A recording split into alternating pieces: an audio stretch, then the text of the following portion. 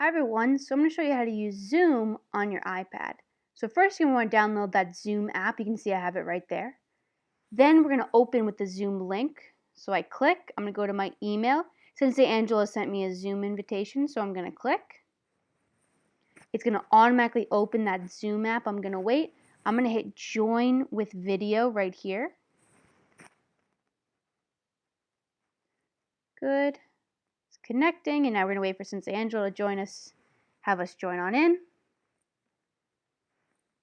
Good, there he is, and then another pop-up's going to come up.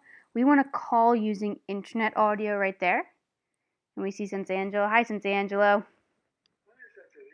Yeah, and now we want to make sure our name is correct. So we're going to go to participants.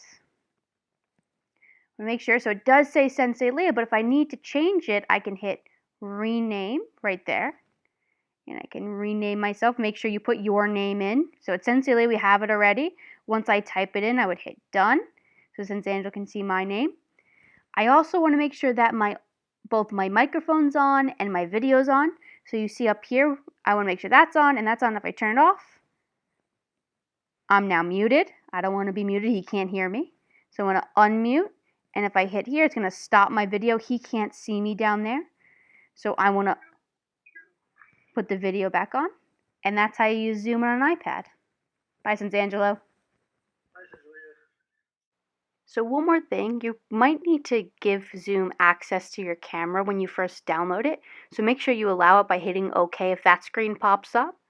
Next, you're going to have to give access to your microphone so that we can hear you during the Zoom meeting. So you also want to give access to that. All right, guys, have a good one.